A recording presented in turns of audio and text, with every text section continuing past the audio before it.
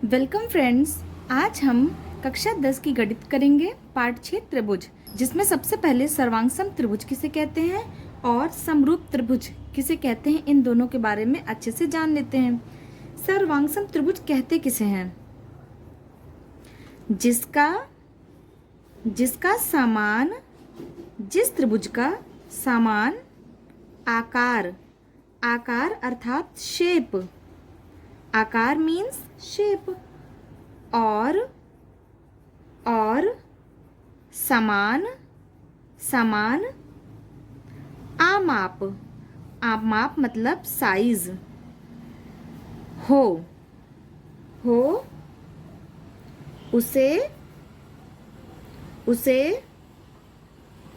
सर्वांगसम त्रिभुज कहते हैं। ये हमने पिछली कक्षा में पढ़ा था। सबसे पहले हम इसे जान लेते हैं। सर्वांगसम त्रिभुज किसे कहते हैं? जिसका समान आकार यानी कि शेप, जिसका समान आकार हो और समान आमाप यानी साइज हो, उसे सर्वांगसम त्रिभुज कहते हैं। इसे उदाहरण से समझते हैं।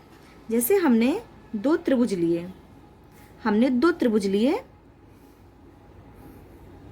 इस त्रिभुज का नाम हमने ABC रखा, इसका PQR रखा। अब इन दोनों त्रिभुजों में आप देखिए कि अगर ये जो AB है ये PQ के बराबर हो, AC हमारा PR के बराबर हो, BC हमारा QR के बराबर हो, कोड A कोड P के बराबर हो, कोड B कोड Q के बराबर हो और कोड C कोड R के बराबर हो, यानी अगर हम इस त्रिभुज को काटें और इसे काट के इसके ऊपर रख दें तो ये इसके ऊपर एकदम इसे छाप लेगा, इसे कोलैप्स कर देगा।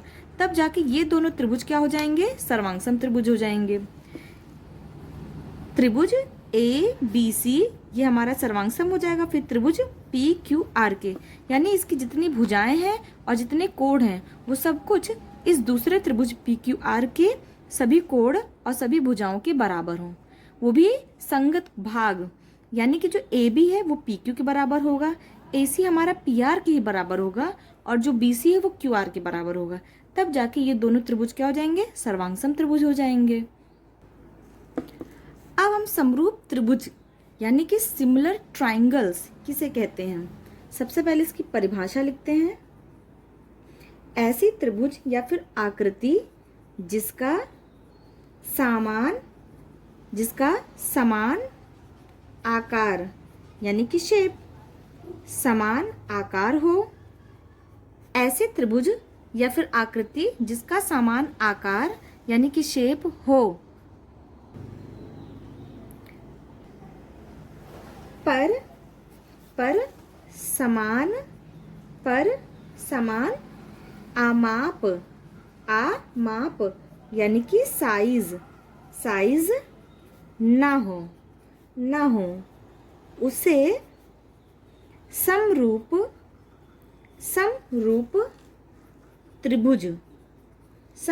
त्रिभुज या फिर आकृति कहते हैं। जिसका समान आकार हो, यानी जिसका आकार तो समान हो, जिसका शेप समान हो, पर समान आमाप साइज ना हो, उसे समरूप त्रिभुज कहते हैं। हम इसे उदाहरण से समझते हैं। जैसे हमने दो त्रिभुज लिया, एक त्रिभुज हमने ये लिया, ये त्रिभुज लिया हमने ABC, दूसरा त्रिभुज हमने इसको लिया, इसका नाम रखा हमने PQR।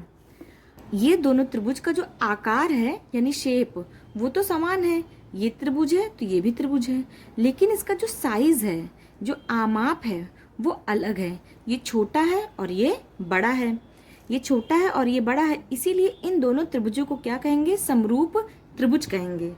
ऐसी आकृतियों को क्या कहा जाता है? समरूप आकृति कहा जाता है, जिसके समान आकार तो होते हैं लेकिन समान आमाप यानी साइज नहीं होता। हम दूसरा भी उदाहरण देख सकते हैं। ये हमने एक सर्कल लिया यानी कि एक वृत्त लिया, ये बड़ा वृत्त है और ये हमारा छोटा वृत्त है।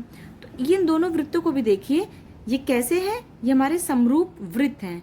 ये छोटा है, ये बड़ा है, इनका जो आकार है यानी शेप वो तो एक जैसे हैं, बस थोड़ा साइज में छोटा बड़ा है और जो उसकी साइज है बराबर नहीं है, ये इतना बड़ा है तो ये छोटा है, इसीलिए ये क्या है, ये हमारा समरूप वृत्त है। हम वर्ग ले लेते हैं। अब वर्ग में भी देखिए ये दोनों की जो शेप है, जो आकार है वो एक जैसा है, लेकिन जो इसका साइज है यानी जो आमाप है इसका बड़ा है और इसका छोटा साइज है, इसलिए ये दोनों भी क्या है, ये समरूप वर्ग होंगे यानी स्क्वायर होंगे।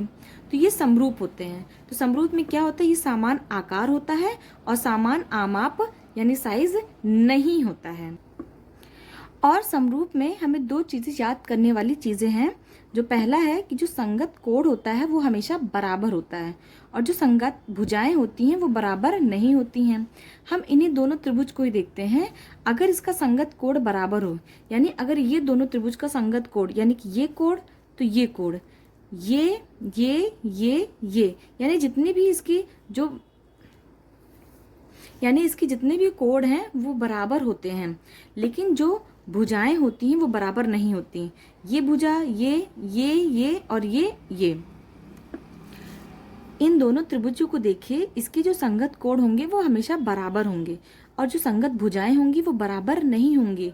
यानी कि अगर ये हमारा 60 डिग्री होगा, ये 60 डिग्री है, ये 60 डिग्री, 60 60 60, इन तीनों को कोण कितने हैं, 60 डिग्री है, और इन तीनों को कोण कितने, इनके भी 60 डिग्री हैं, यानी इनके संगत कोण क्या है, वो बराबर है। लेकिन आप देखिए जो संगत भुजाएं हैं क्या वो बराबर हैं, ए बी हमारा इतना छोटा है और पी क्यू हमारा इतना बड़ा है, पर ये दोनों जो होती हैं वो बराबर नहीं होती, पर ये समानुपाती होती हैं, समानुपाती होंगी, तब जाके वो हमारा क्या हो जाएगा, समरूप हो जाएगा।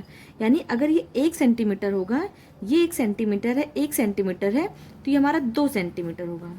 इन दोनों का जो हमारा समानुपात होगा इन सब का, वो एक समान होगा, तभी जाके ये क्या हो जाएगा, हमारा समरूप हो जाएगा।